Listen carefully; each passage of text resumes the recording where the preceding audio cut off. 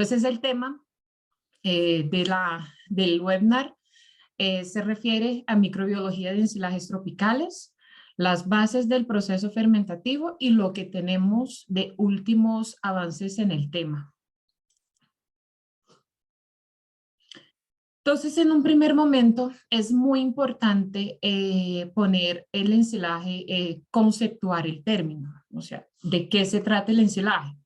Entonces, eso nada más es que el forraje, que puede ser el forraje en sí, también puede ser ensilaje de granos o puede ser la mezcla de ambos del forraje y de estos granos, que después de procesados, o sea, después de cosechados y procesados, se almacenan en una unidad que llamamos silo. Este ambiente debe ser completamente anaeróbico, es decir, sin afectación, sin influencia del oxígeno. Y de esta manera ocurre una fermentación que pretendemos y deseamos que sea del tipo láctica, en que bacterias especiales se desarrollan ahí en este material y su metabolismo conlleva a la formación de muchos ácidos fuertes, que por ende terminan conservando este material. Entonces, esto es importante tener en mente, que tenemos ahí un material extremadamente dependiente de esta comunidad de microorganismos que tenemos acá al interior del silo. Siendo así, es importante también tener muy claro que la microbiología es un tema clave en lo que es respecto a las ensilajes. ¿Por qué? Porque es un proceso que depende de microorganismos. Sin embargo, ni todas las fermentaciones que pueden estar ocurriendo ahí en esta masa son buenas o son iguales. Entonces tengo lo que es bueno y tengo lo que es malo. Conocer a ambos nos permite determinar una serie de actividades que nos ayude a reducir lo malo e incrementar lo bueno. Aunque no sea, digamos, el tema clave de esta webinar, yo voy a hacer ahí algunos comentarios puntuales acerca de inoculantes. Finalmente, algo también acerca de las técnicas de microbiología que ha cambiado en los estudios acerca del tema. Y finalmente vamos a cerrar el tema situando a América Latina frente al mundo en términos de lo que viene siendo estudiado. Muy bien, desafortunadamente, pues lo ideal sería, obviamente, que pudiéramos o tener la posibilidad de tener nuestras pasturas en perfecto estado, en plena producción, con mucha calidad todo el año. Pero esta no es nuestra realidad. La verdad es que las pasturas, los cultivos en general son dependientes del clima. Nosotros en el trópico tenemos épocas que llamamos estacionalidad forrajera, en que no tenemos mucha agua y por ende no tenemos buena producción de biomasa forrajera. Eso nos hace que es necesario, o sea, que preparémonos para tener alimento para nuestros animales. Entonces, por eso tenemos ahí tenemos el ensilaje como una opción de alimento para estos animales. Pero o sí, independiente del muy bien que hagamos el trabajo, desafortunadamente, algunos cambios que pasan ahí con este alimento terminan en pérdidas. Estas pérdidas pueden estar distribuidas en 4 puntos fundamentales. Pueden ser pérdidas que ocurran dentro de un proceso de fermentación. Estas pérdidas tienen ahí este rango de 2 a 6%. Pueden ser pérdidas relacionadas al efluentes, o sea, que son líquidos que se filtran, nutrientes que se filtran del silo, o sea, del ensilaje, también tienen ahí su aporte en lo que sería el total de pérdidas. También tenemos deterioro de lo que es la camada superficial del ensilaje, que puede estar situado de 3 a 24%. Y finalmente, donde tenemos más pérdidas es una vez que esta que empezamos a alimentar nuestros animales. O sea, una vez que este sistema, quien debería estar estable, sin ningún, digamos, efecto del oxígeno, una vez que este material es abierto, ahí sí tenemos contacto con el oxígeno y ahí sí podemos tener incluso pérdidas mucho más grandes que pueden llegar hasta 40%.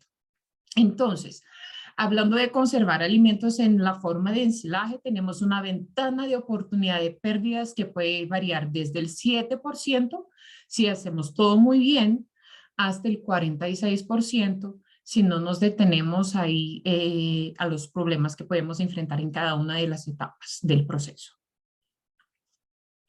Entonces, el objetivo principal, que es maximizar la recuperación de nutrientes. Nosotros sabemos que lo que ponemos ahí en el silo, digamos, el ensilaje no hace milagro. Entonces, si metemos algo o un pasto que está muy viejo o que no tiene una buena, digamos, una buena calidad nutricional, o metemos un maíz o un sorgo que ya está pasado, que ya está demasiado seco, el ensilaje no va a hacer milagro. Si metemos algo malo, va a salir algo malo o peor.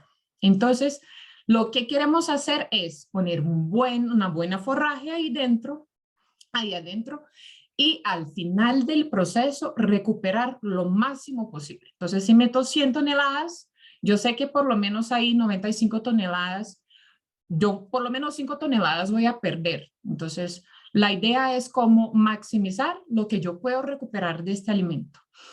Y la manera de hacer esto es crear un producto estable que resista a la instabilidad aeróbica durante el almacenamiento y en la fase de utilización principalmente, que como vimos en la diapositiva anterior, es la etapa en que más podemos tener pérdidas. Entonces, en este sentido, en la materia prima, en lo que sea que vayamos a ensilar, vamos a tener un grupo de bacterias que son deseables y también vamos a tener un grupo de bacterias que son indeseables. Entonces, dentro de las deseables, las más reconocidas y la que basamos el proceso del ensilaje son las bacterias acidolácticas. Estas bacterias están distribuidas principalmente en 4 familias. Entonces, acá tenemos los lactobacilliaceae, que es donde están las bacterias, digamos, más conocidas cuando hablamos de ensilajes, donde están los plantarum, los buchneri, los pediococcus, los leuconostoc. También están la familia de streptococcus. Bifidobacterias no es muy común encontrarlas en ensilajes, pero aún sí puede pasar. Y finalmente los enterococcus, que están dentro de la familia de Enterococcaceae. Entonces, en un primer momento, lo que ya miramos fácilmente es que comparando los deseables con los indeseables, tenemos un grupo más grande cuando nos concentramos acá en lo que es indeseable. Entonces, acá tenemos primero las formadoras de esporas, que son Clostridiums y Bacillus. Tenemos las enterobacterias, tenemos levaduras, tenemos los hongos o mohos, tenemos bacterias de ácido acético y ácido propiónicas. Estas no son tan negativas cuanto las anteriores, pero en función de su metabolismo, digamos que no son las más adecuadas para tener ahí o tener, digamos, incrementar su crecimiento en el silo. Entonces, mejor sería controlarlas también. Entonces, a un principio ya miramos que son básicamente 4 familias y si consideramos las principales, sería esta familia contra básicamente otros 7 grupos, 2 acá, 3, 4, 5, 6 grupos. Entonces ahí ya empezamos en desventaja, ¿cierto? Hay que controlar los malos y fomentar el crecimiento de los buenos. Sin embargo, hubo hace como 2 años cambios en la clasificación de lo que es esta familia. Y yo ya les voy a comentar qué pasó. Hasta 2020 teníamos una clasificación en que el género Lactobacillus tenía especies muy diferentes entre sí, o sea, un mismo género con 261 y pico especies, pero muy diferentes entre sí.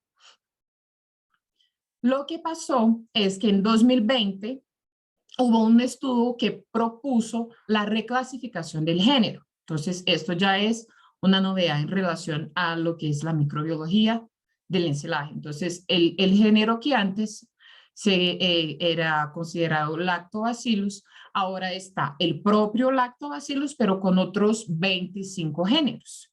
Entonces, eso hace con que antes, por ejemplo, el Lactobacillus plantarum, ahora se llama Lactobacillus, o sea, es otro género, no pertenece más al género Lactobacillus, sino al Lactobacillus plantarum.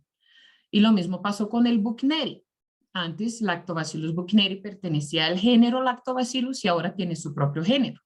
Se llama Lentilactobacillus. Entonces, la idea es que con el pasar del tiempo empecemos también como a reconocer estos términos como nuevos, correctos y pasarlos también a adoptarlos también en nuestro, digamos, en el lenguaje científico y del área de producción de ensaladas.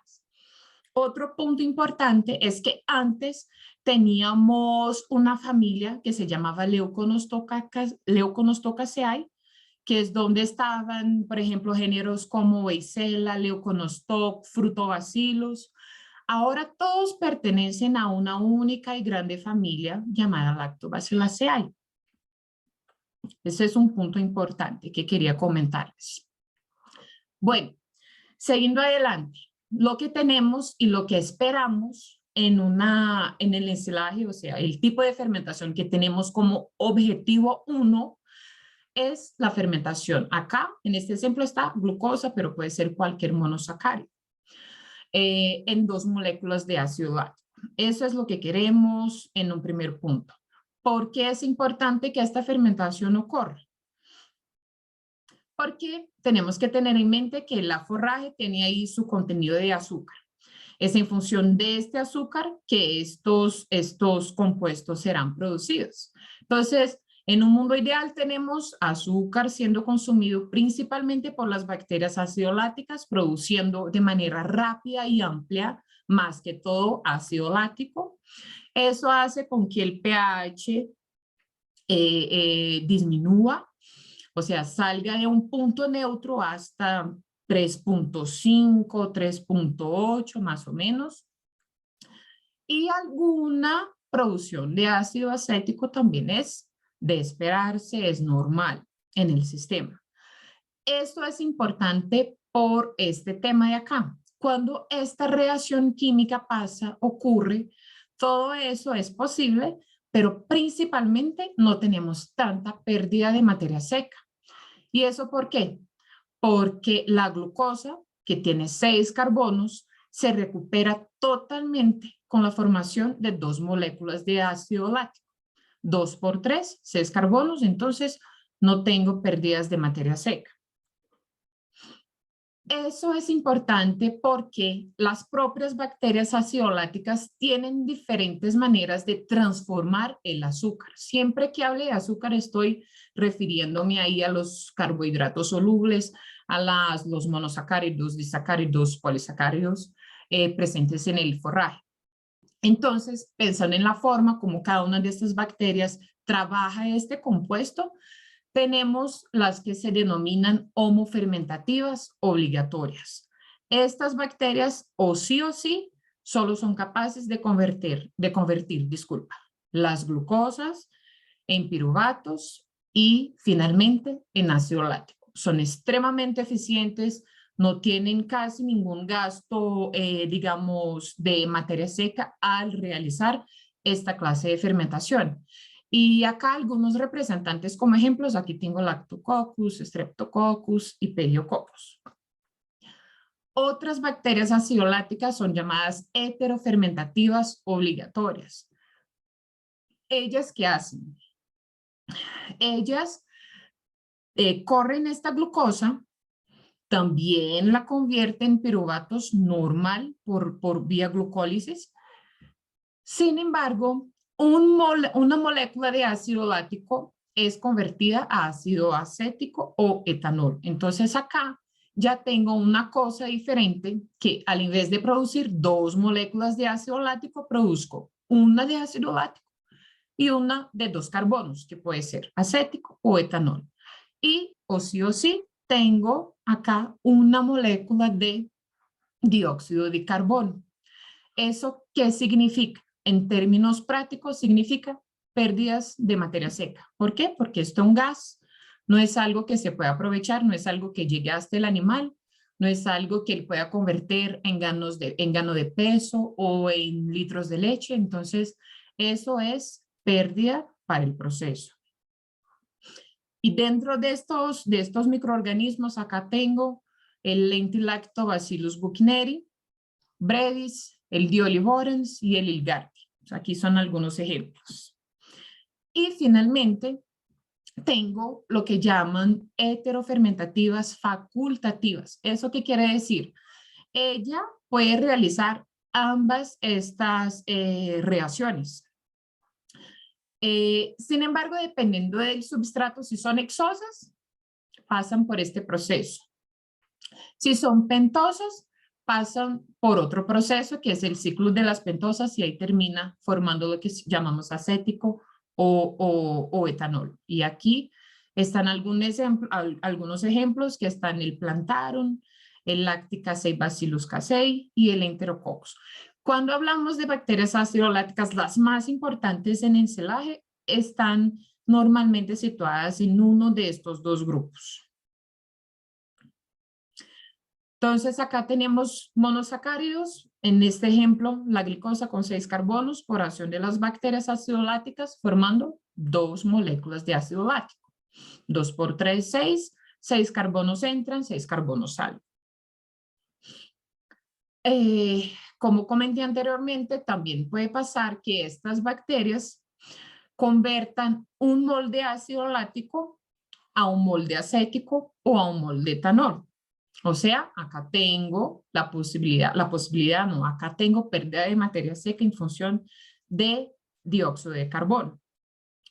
Dentro de estas bacterias lácticas que tienen este metabolismo, o sea, la posibilidad de producir ácido acético, además del láctico, hay una muy conocida por nosotros que trabajamos con enselajes, que son las bacterias llamadas Lentilactobacillus buchneri.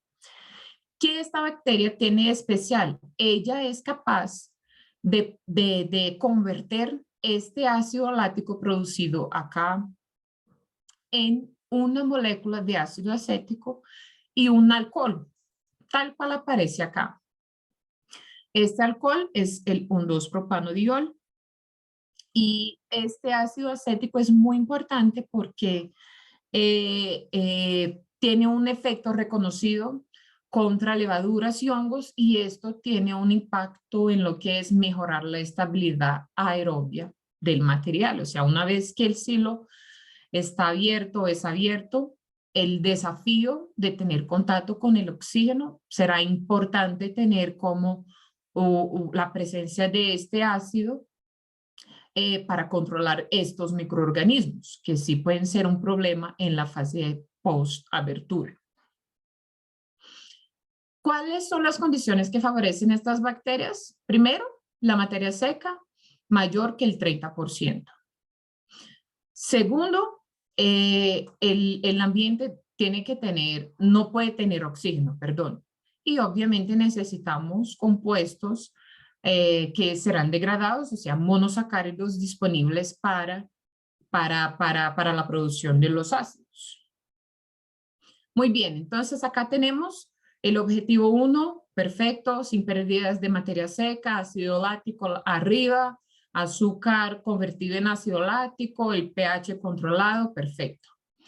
Este es el primer objetivo, pero considerando que este ácido acético tiene un impacto en el post-apertura, también podemos considerar como un segundo objetivo la producción de ácido acético, además del ácido láctico producido por las homoláticas. Es decir, alguna pérdida de materia seca, obviamente vamos a tener porque estamos acá perdiendo dióxido de carbono, o sea, perdiendo carbono en la forma de gas. Punto. Sin embargo, existe como un contrabalanceo porque este compuesto puede mejorar la estabilidad del material en el posabertura. Entonces, por ejemplo, acá en el objetivo 1, en el objetivo 2, podemos tener un poquito menos de producción de ácido láctico y un poquito más de ácido acético. O sea, este también es un objetivo que podemos tener en mente y mirarlo con buen, digamos, de una buena manera. O sea, aunque haya pérdidas, es por un, digamos, por un bien común. Otro punto importante, esta relación entre cantidad de ácido láctico producido y acético cuando está más alta que 3 para 1, o sea, 3 lácticos para 1 acético, llamamos que este tipo de fermentación es homofermentativa o homoláctica. Y cuando este rango, esta relación está por debajo del 3 para 1, es heterofermentativo, o sea, más probable que tenemos más bacterias heterolácticas que homolácticas y por ende una fermentación más heteroláctica. En relación a los inoculantes, lo que son basados en bacterias acidolácticas, que son los tipos de inoculantes que utilizamos para ensilaje, los conocemos como homoláticos, o sea, que tienen mayoritariamente ahí estas bacterias que producen más que todo ácido láctico y son utilizadas más que todo para conducir a una rápida y drástica reducción del pH del material, del medio. También tenemos las heterolácticas, que son estos aditivos, estos inoculantes que tienen en su composición estas bacterias, como mencioné, que es el Gardi, el Bucnerio, o sea, que tienen también la capacidad de producir ácido acético con vistas al post-abertura, o sea, mantener este material estable, aunque con algún contacto ahí con el oxígeno. Y finalmente tenemos el doble propósito, que simplemente alía el poder del ácido láctico con el poder del ácido acético y ahí tenemos, digamos, bacterias con la posibilidad de producir a ambos los compuestos. También tenemos otros inoculantes que también trabajan con combos de enzimas, entonces, por ejemplo, con silanasas, con amilasas. Normalmente estos inoculantes están más voltados con el objetivo y la utilidad de, digamos, de facilitar el ensilado de forrajes un poco más maduras o un poquito más secas. Entonces, como que para digamos, aumentar un poquito que sea la disponibilidad de lo que son los carbohidratos solubles, que en estas forrajes maduras o más secas pueden ser un poquito más, estar presentes en una cantidad inferior. Otro punto importante, otra novedad que tenemos en el tema, en el mercado, son una nueva generación de inoculantes que están basados en este microorganismo, que es el Lactobacillus diolivorans. Él, aunque pertenezca más o menos ahí a la misma familia de los Buchneri, él tiene una diferencia importante, que es el siguiente. Acá tenemos el metabolismo normal del Buchneri, como comentamos. Este microorganismo, el diolivorans, es capaz de convertir este compuesto producido por Buchneri en una cantidad casi que equimolar de un propanol y ácido propiónico. Este ácido, así como el ácido acético, también tiene una importancia en el posabertura, porque estos ácidos tienen un efecto importante contra levaduras y contra hongos. Y eso, como ya les comenté, mejora la estabilidad aerobia. Es decir, el Buchneri, bueno, acá produce su ácido acético, pero él no puede seguir, digamos, además de producir el propanodiol, él no puede reducir este compuesto a ácido propiónico. En contrapartida, el diolivorans sí puede. Entonces tiene este doble efecto y actualmente ya viene siendo comercializado por la empresa Schaumann de Provita, creo, en este inoculante. Esto es a base de Lactobacillus diolivorans, bone silage. Bueno, ¿y cómo sacar el mejor provecho de la inversión? Porque tenemos que tener en mente que es una inversión, ¿cierto? Primero de todo, como les comenté, no hay milagro. Si pones algo malo en el silo, va a salir algo peor o igual de malo. Entonces, la idea es cómo enfocar la inversión de un inoculante en puntos claves. Por ejemplo, ensilajes con alto almidón o con granos húmedos o cereales de granos pequeños. Puede ser una oportunidad para utilizar un aditivo. Ensilajes que sufren con el sobrecalentamiento en el comedero también puede ser una opción.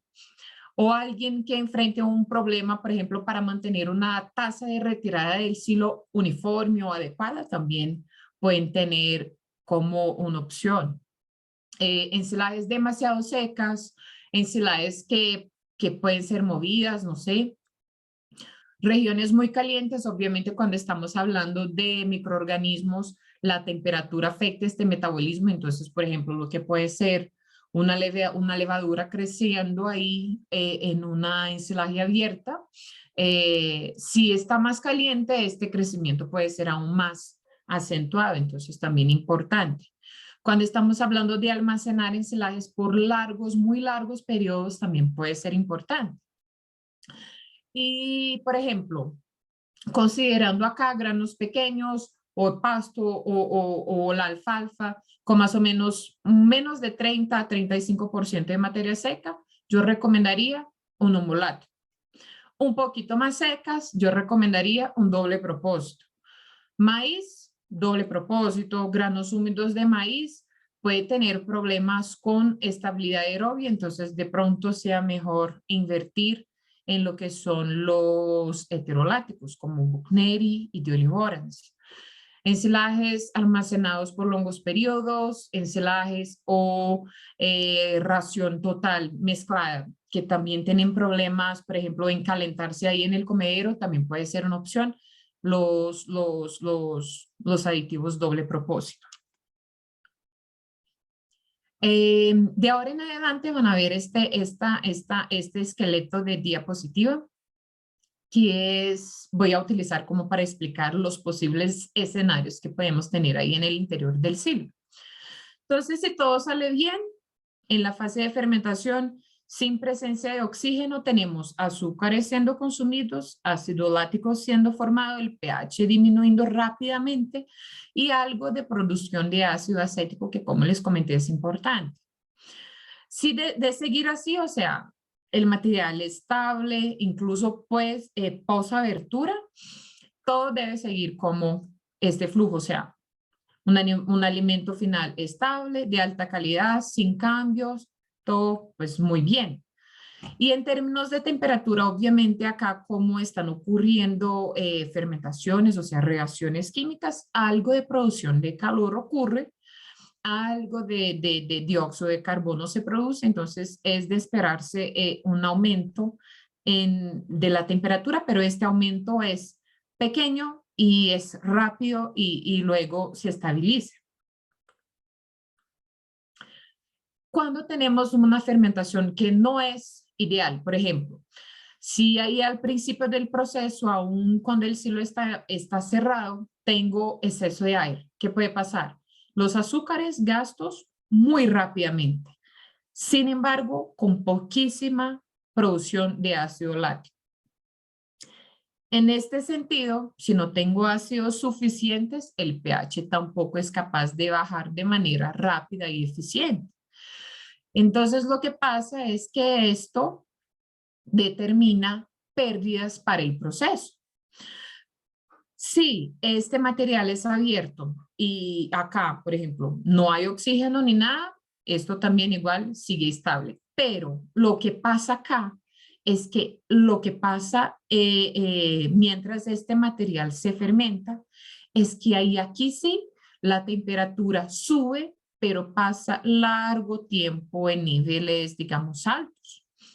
Y eso puede generar un problema porque la calidad del forraje puede estar comprometida porque la proteína tal vez puede estar dañada por el calor. Y también es común que se compleje esta proteína, quede como complexada con el carbohidrato y eso también indisponibiliza un poco el aprovechamiento de la proteína y del carbohidrato para el animal, o sea, como un alimento como un todo. Eso no es interesante, no queremos que ocurra. En este escenario, estos son los microorganismos que trabajan acá. Entonces, acá lo que tenemos son bacilos y enterobacterias predominando sobre las bacterias acidoláticas. Entonces, estos microorganismos fermentan una amplia gama de compuestos y compiten por substrato con las bacterias acidoláticas. Las condiciones que los favorecen, información importante. Ellos son capaces y crecen tanto con presencia como con ausencia de oxígeno. Lo que sí los controla muy bien es el pH, o sea, pH ahí cerca 4.55, muy probable que ya puedan empezar a crecer y a desarrollarse. El peligro de las enterobacterias, aunque pueden crecer tanto en presencia cuanto en ausencia de oxígeno, es más que todo en el proceso fermentativo, o sea, sin oxígeno. Ellas son capaces de convertir la glicosa, por ejemplo, en acetato, formiato, una serie de compuestos, pero principalmente lo que tenemos que tener en mente es producción de dióxido de carbono y endotoxinas. Producción de dióxido de carbono, como no canso de mencionar acá para ustedes, es importante tener esta información. Producir dióxido de carbono es perder nutriente, perder alimento y obviamente perder plata. Ya los bacilos, de la misma manera, ellos pueden crecer tanto en presencia cuanto ausencia de oxígeno, pero ellos son un problema mucho más grave en el posabertura, o sea, en la presencia de oxígeno. Ellos lo que hacen es convertir estos ácidos que fueron producidos en el proceso fermentativo y simplemente lo queman en dióxido de carbono y agua, o sea, más pérdidas para el sistema.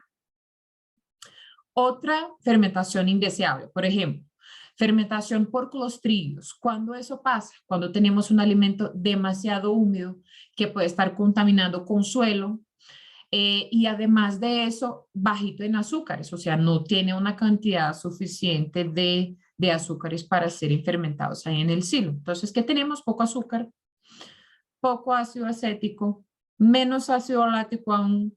Este pH ni siquiera llega cerca a lo esperado ahí, está ahí entre 3.84. Y en contrapartida, acá tenemos un compuesto nuevo. Acá tenemos el ácido butírico siendo producido en altísimas cantidades. También tenemos lo que es la amonio, NH3 y dióxido de carbono. Entonces, esta fermentación, alimento de bajísima calidad nutricional, rico en amoníaco y ácido butírico. Esta pérdida de materia seca en función del dióxido de carbono conlleva pérdidas también de energía por la clase de compuestos que son formados en esta fermentación y cambios en la fracción proteína. Eso pasa ¿por qué? Porque los clostrillos, además de oxidar y reducir carbohidratos, ellos también pueden deaminar, oxidar y descarboxilar la fracción nitrogenada del forraje. Entonces, en un primer momento, trabajando encima de lo que son los carbohidratos, tenemos mayoritariamente la formación de ácido butírico y dióxido de carbono. Entonces acá ensilamos, por ejemplo, 6 carbonos y sacamos 4, porque 2 se pierden como gas para la atmósfera. Y ellos, además de eso, también fermentan el propio ácido láctico. Entonces acá, 2 moléculas de ácido láctico, 6 carbonos, me genera una de ácido butírico con 4 carbonos, pierdo 2 carbonos también para la atmósfera. Y lo que son los proteolíticos, ellos trabajan sobre la fracción nitrogenada. Son estos 3 procesos, pero en ensalaje lo más común es la descarboxilación. Entonces, independiente de lo que pase, de aminación, oxidación o descarboxilación, normalmente tenemos ácido butírico o acético, pérdidas de carbono en la forma de CO2 y acá tenemos el amoníaco. Simplemente para ilustrar los productos de cada una de los tipos de alteración de la fracción nitrogenada, pero más importante, la descarboxilación aquí está. Entonces genera, por ejemplo, compuestos como la putrescina, como la cadaverina, y estos tienen un impacto grande también en influir en lo que es el consumo animal. O sea, el animal siente este olor a pútrido, el olor de verdad es desagradable, uno puede ver por el nombre, putrescina, cadaverina, y el animal simplemente reduce su consumo. Y cuando estamos hablando de reducción de consumo, estamos hablando de reducción de ingestión de nutrientes. Un animal que no ingiere nutrientes suficientes, además de no producir la cantidad que esperamos de leche y de carne, su propia salud como un todo también se puede ver comprometida porque está subingeriendo la cantidad de nutrientes que necesita para mantener su salud. Entonces, las condiciones que favorecen a los colostrillos son materia seca por debajo del 30%, o sea, este grupo de microorganismos prefieren forrajes un poquito más húmedos, o sí, sin oxígeno y el pH superior a 4, o sea, no toleran pHs muy bajitos. Otra cosa importante que quería comentar a ustedes es el efecto de lo que es la materia seca en el pH. Entonces, por ejemplo, considerando una materia seca muy alta, cuando ensilamos algo que tiene una materia seca demasiado alta, o sea, está muy seco el forraje, podemos tener problemas con lo que es la compactación, o sea, siempre va a tener una cantidad importante de oxígeno entre las partículas de este forraje por estar muy seco, o sea, es difícil compactar este material. En función de eso, teniendo más oxígeno, ya sabemos que el pH no va a reducir tanto, porque vamos a tener acá microorganismos compitiendo con las bacterias ácido-lácticas. Y eso es la comparación, lo que debería ser ideal. O sea, la materia seca ideal, el pH puede bajar sin problemas, pero cuando tenemos un forraje demasiado seco, eso pasa y el pH no baja y ahí tenemos una serie de problemas.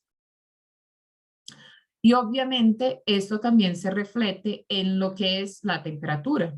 El espacio para oxígeno abre espacio para una serie de problemas que conllevan finalmente a lo que son las pérdidas de materia seca y energía. Otro cuadro importante. Acá la fermentación sin oxígeno, perfecto, azúcares bajando, ácido láctico subiendo, pH bajando sin problemas, una cantidad razonable de ácido acético siendo formado, normal, el sistema está muy bien. Sin embargo, si en el post-abertura tengo una exposición muy, digamos, amplia o muy descontrolada al oxígeno, lo que pasa es que este ácido láctico cae al suelo. Este pH sube y obviamente los azúcares terminan de ser gastos y el ácido acético también cae. ¿Y por qué eso pasa? Acá tenemos la fermentación produciendo un incremento en la temperatura normal de esperarse, propio de cualquier sistema bioquímico y de reacciones químicas. Sin embargo, mira lo que pasó acá. Al abrir este ensilaje, este material sufre otras olas de calentamiento. Eso no significa otra cosa que no el deterioro aerobio. O sea, acá microorganismos muy específicos, que son las levaduras, están creciendo y calentando la masa y quemando todo lo que debería ser combustible para el animal, están quemando ahí al abrir el silo. Entonces, como ya les adelanté, eso pasa por el metabolismo de las levaduras. Entonces, acá las levaduras lo que hacen es, en ausencia de oxígeno, o sea, las levaduras fermentativas, oxidan los monosacáridos a etanol y dióxido de carbono. Entonces, otra vez, pérdidas de materia seca. Consecuencia, fermentar glucosa por levaduras resulta en menor recuperación de materia seca.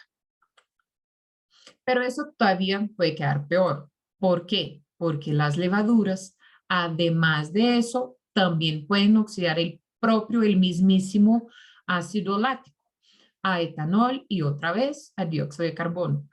¿Es interesante para uno producir etanol en el proceso? No, para nada. No es un compuesto que me ayuda a disminuir los valores de pH, no me ayuda a conservar la masa ahí encelada, entonces no me interesa producir etanol. Y además de eso se produce dióxido de carbono, pérdidas para la atmósfera. Entonces, como resultado, pérdidas de materia seca y ahí las levaduras tienen la fama de ser las grandes responsables e iniciadoras del deterioro aeróbico, lo que favorece en su crecimiento. Presencia de azúcares, primero, substrato para trabajar. Segundo, como ya les comenté, ellas crecen tanto en la presencia como en la ausencia de oxígeno y ellas no son afectadas por el bajo pH. O sea, la manera de impedir que ellas se desarrollen en el sistema es anaerobiosis y principalmente los ácidos como el acético, como el propiónico que les comenté en otro momento que ayuda a controlarlas un poco. Entonces, acá el deterioro aeróbico, no sé si ustedes ya tuvieron la oportunidad de ver a un ensilaje así en este estadio, pero acá esto blanco son hongos, los filamentosos, los mohos, y cuando está en este punto es porque este ensilaje, mejor dicho, está en un deterioro aeróbico, pero masivo. Entonces, ¿cómo pasa? Primero, el ensilaje está expuesto al aire. Eso hace con que las levaduras, estas que son utilizadoras del lactato, empiecen a crecer y a degradar ese ácido láctico. El número de levaduras sube en una escala logarítmica. Estos nutrientes que son altamente digestibles, que deberían ser utilizados por los animales, son destruidos ahí en este proceso. Tenemos producción de calor, aumento del pH y a partir de ahí la cosa puede empeorar porque los hongos, que son estos blancos que acá aparecen acá, y otras bacterias como que se despiertan y ayudan a incrementar aún más esta carga de deterioro. Eso resulta en producción de más calor y finalmente el deterioro masivo, prácticamente la pérdida de este material. Entonces, ahora hablamos de los hongos. Ellos crecen en las áreas periféricas del silo, principalmente durante el uso, o sea, ellos son extremadamente y únicamente aeróbicos, necesitan oxígeno. Converten tanto azúcares cuanto ácidos orgánicos en dióxido de carbono, agua y micotoxinas. Acá también es importante, pues, hablar de las micotoxinas, que eso también puede generar un problema e intoxicar los animales. Entonces, importante controlar esos microorganismos ahí en el silo. Y lo que favorece el crecimiento de los mohos. Primero, sustrato. Segundo, necesitan oxígeno. El pH por encima de 4. Y obviamente, la acción de las levaduras son la puerta de entrada para los hongos. Entonces, controlar levaduras es impedir el crecimiento de hongos. Entonces, como ya les comenté, dependiendo del microorganismo y dependiendo del sustrato, tenemos pérdidas más grandes o más pequeñas. Entonces, por ejemplo, solo a nivel de ejemplo, las bacterias homoláticas que convierten la glucosa de 6 carbonos a 2 moléculas de lactato de 3 carbonos, prácticamente ninguna pérdida de materia seca, alguna pérdida de energía. Pero lo que yo quiero mostrarles es cuando estamos hablando de lo que son las levaduras, los clostrillos, mira cómo incrementan las pérdidas tanto de materia seca cuanto de energía. Y el denominador común acá en estas reacciones, ¿cuál es? El dióxido de carbono. Entonces, la pérdida de materia seca, el mejor ejemplo de pérdidas de materia seca en ensilaje es la formación de dióxido de carbono. Finalmente, ahora que ya terminamos así como de caracterizar lo que ocurre en términos de fermentación y más que todo de los microorganismos responsables por estas fermentaciones tan diferentes que pueden ocurrir en un silo, yo les voy a comentar rápidamente sobre algunos avances que estamos o que hemos hecho en los estudios de microbiología de ensilajes. Entonces, hay algunos cambios principales. Cada uno de estos cambios conllevan a ventajas y también tienen sus desventajas.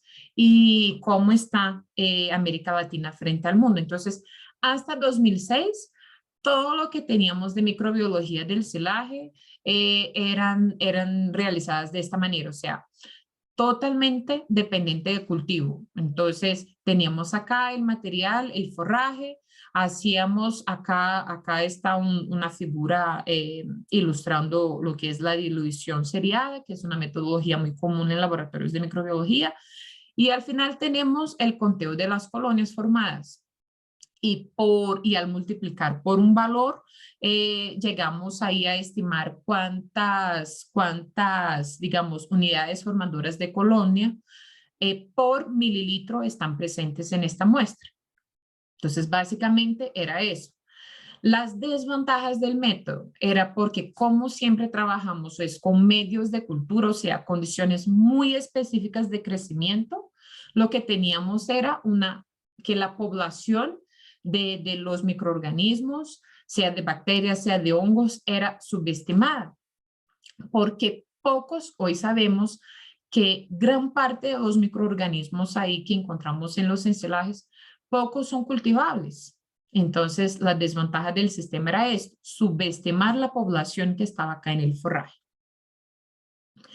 Entonces, de 2006 a 2003, el conteo de medios de cultivo sigue siendo importante, o sea, en los trabajos ahí con ensilaje seguimos ahí presentando estos resultados, conteos para entobacterias, para lavaduras, para hongos, para bacterias azoláticas, seguimos presentando.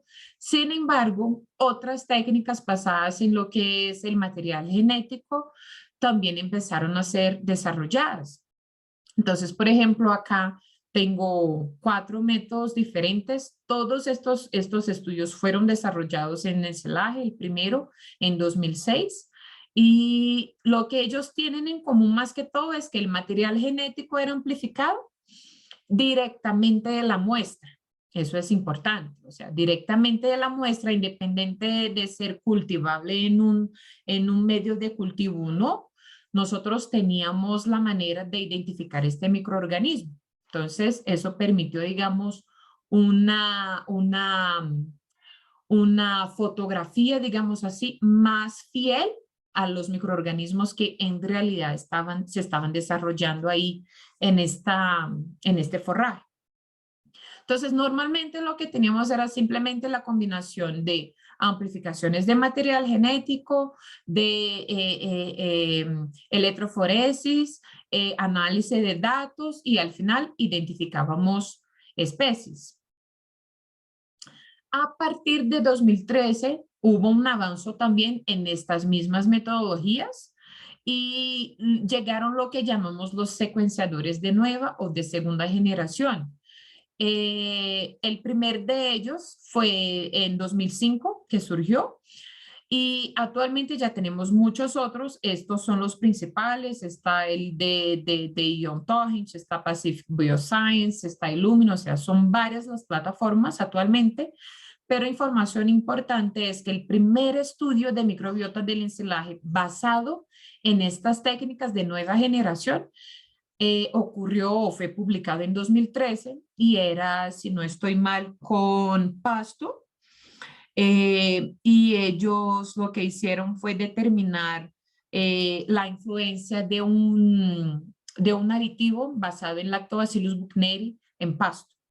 Y ellos encontraron que sí había influencia de la inoculación en la ensilaje final. Entonces, la ventaja. Estos métodos no requieren, digamos, mucho tiempo en el laboratorio, un paso de clonación y, o sea, no requieren tanto tiempo en laboratorio, todo es muy rápido, la secuenciación y la detección de las especies, todo pasa al tiempo, o sea, es algo muy rápido. Sin embargo, en función de ser, de ser tan rápido y de producir tantos datos, las análisis de lo que son las secuencias, es decir, los propios datos, puede ser bien compleja, requiere una mano de obra especializada. Nosotros, o sea, llamamos, quien trabaja con esto son bioinformatas, o sea, son personas que tienen ahí una amplia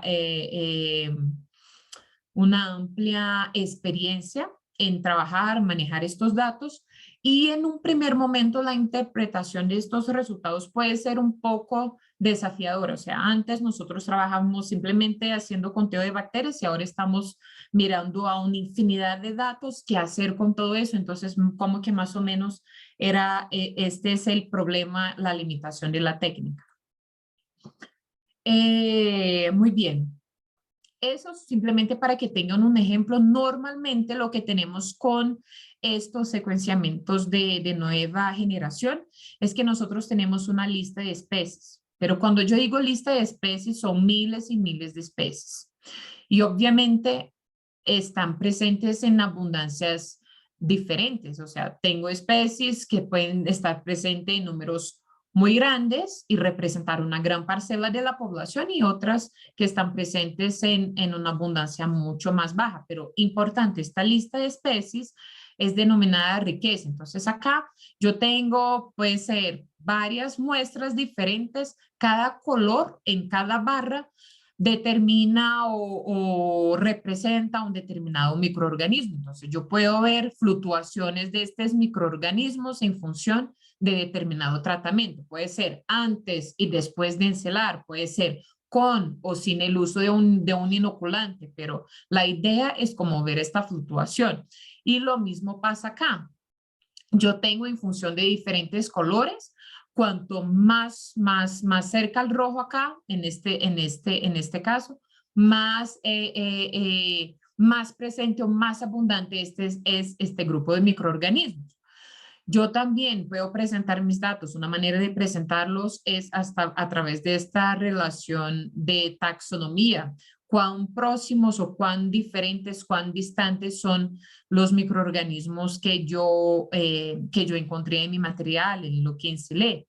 Y también lo que llamamos diferencias en relación a la estructura de estas comunidades. Es como si fuera cada color y cada forma diferente se refiere a un determinado tratamiento, a una determinada comunidad y ellas se distribuyen en función de estas diferencias en diferentes locales, en diferentes espacios acá en esta gráfica.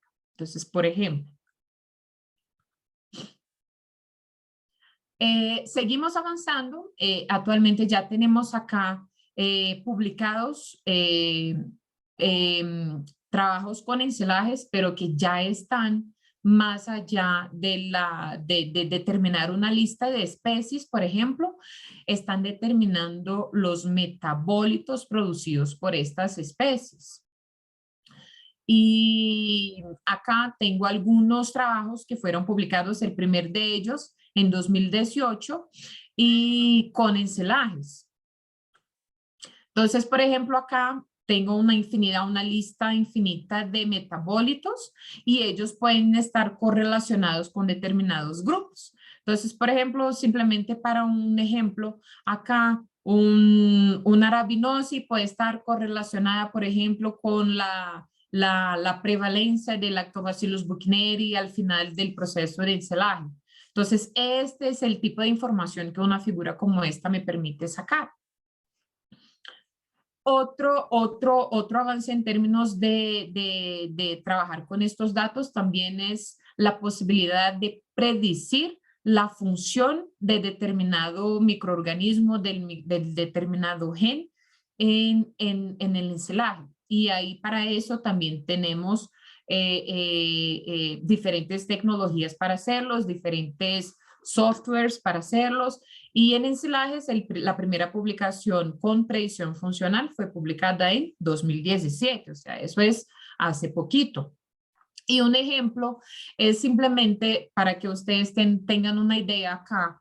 Predicción funcional se refiere a exactamente qué puede ser a enzimas, a proteínas, en función de las secuencias ahí encontradas en nuestra base de datos.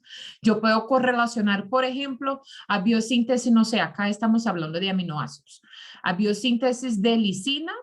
Acá, cada color de estos se refiere acá a la ensilaje fresca, el rojo acá a ensilaje a los 3 días y acá a los 60 días. Entonces, podemos ver una expresión o una predicción diferenciada de biosíntesis de lisina en función, por ejemplo, de la época y del periodo de ensilaje. Lo mismo para el perfil del carbohidratos. Podemos ver, por ejemplo, acá lo que son las rutas de producción y de degradación de frutose, mannose, pentose, siendo, digamos, más intensas a los 3 y a los 60 días do que, por ejemplo, en el forraje fresco. Y lo mismo acá en la glucólisis, perdón. Entonces, eso también es un avance ahí importante. Ahora, hablando de América Latina, importante, hablando así primero en trabajos publicados mundialmente, países como China más que todo, están muy adelante de nosotros. O sea, 90% de los trabajos que pude encontrar en la literatura publicados son en este tema, o sea, de microbiología con técnicas actuales de microbiología de ensilajes, es más que todo China. Pero en América Latina pude encontrar un trabajo de Argentina, algunos trabajos de Brasil, uno de México y uno de Uruguay. Entonces, ahí vamos. En Brasil, más que todos, están trabajando con granos húmedos de maíz, granos reconstituidos, y en este caso de estos trabajos, ellos contrastaron híbridos diferentes de maíz. Estos híbridos diferían ahí en función de la densidad del endospermo. Eh, en Brasil llamamos esto un endosperma duro o un endosperma farináceo, o sea, en función de cuánto de proteína tienen este endosperma. Y ellos hicieron ahí el perfil químico fermentativo, la determinación de la lista de especies, como le comentaba, la digestibilidad del almidón, todo. Y encontraron una gran influencia más que todo del periodo, de por cuánto tiempo este material quedó ahí al interior del silo y de la maturidad, o sea, del punto de cosecha, pero al hablar de diferentes híbridos, ellos no encontraron mucha diferencia, no fueron afectados por eso. Y los grupos bacterianos que se destacaron fueron Lactobacillus, Acetobacter, Clostridium, Enterococcus y Leuconostoc. Un dato importante de estos trabajos con granos secos reconstituidos más que todo fueron que estos autores reportaron contaminación por Clostridium. Acá son las muestras en que estas bacterias fueron encontradas y esta población se correlacionó muy bien con los productos de la fermentación de estos grupos, que son las acetonas, el ácido butírico, las pérdidas de materia seca, el amoníaco y así fue.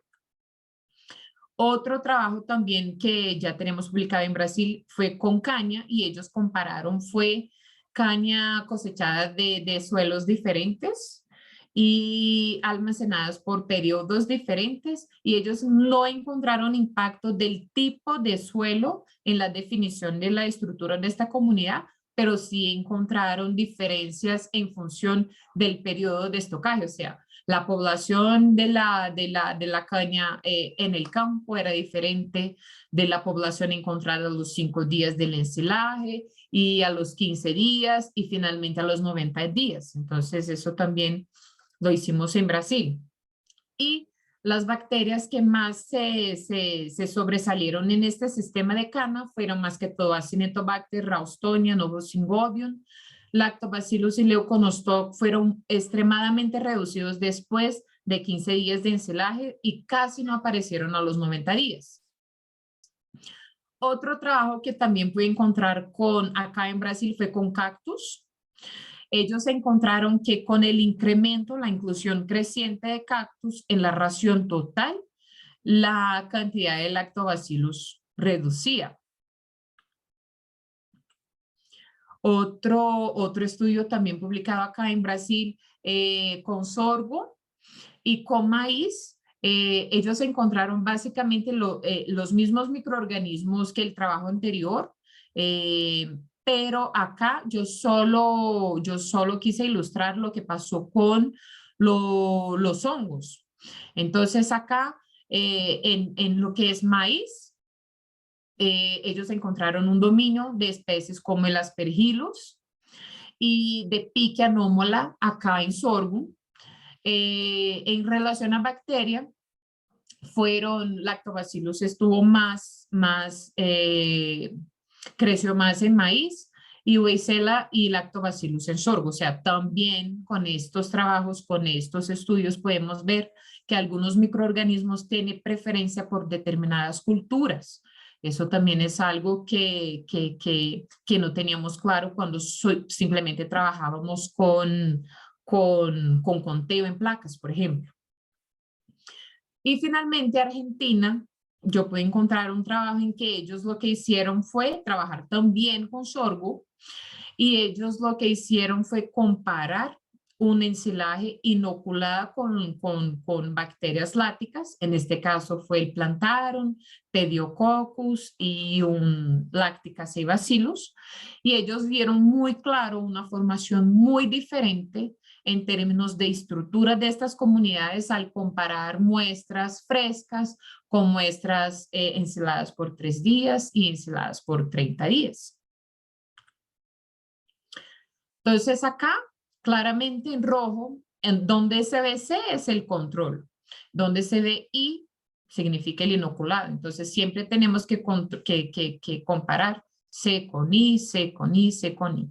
Acá vemos comparando control inoculado a los 3 días, que obviamente la inoculación tuvo un efecto, o sea, el aditivo sí ayudó a desarrollar la población de bacterias acidoláticas acá en esta ensilaje de sorgo.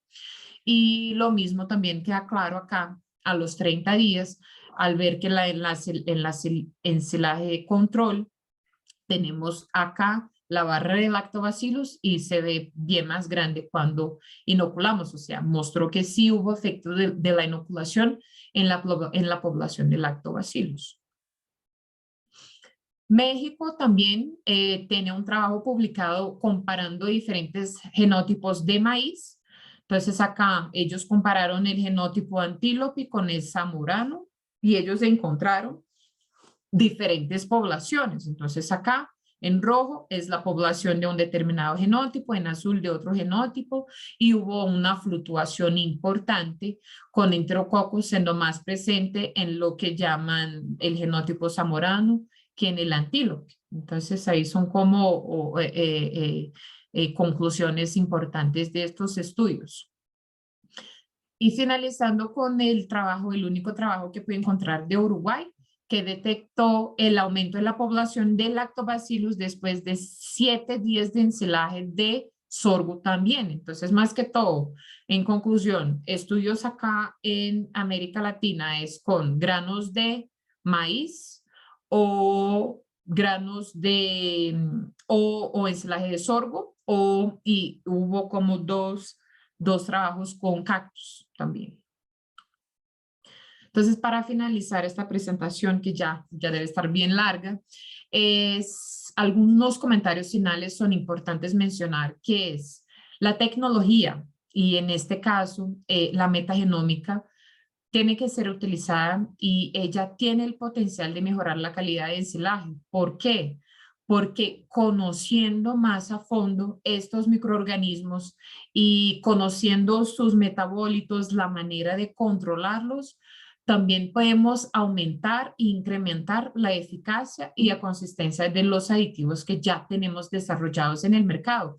Todo con el intuito final de mejorar el proceso fermentativo en ensilaje. Entonces, determinando esta microbiología, de los encelados sometidos a diferentes tratamientos.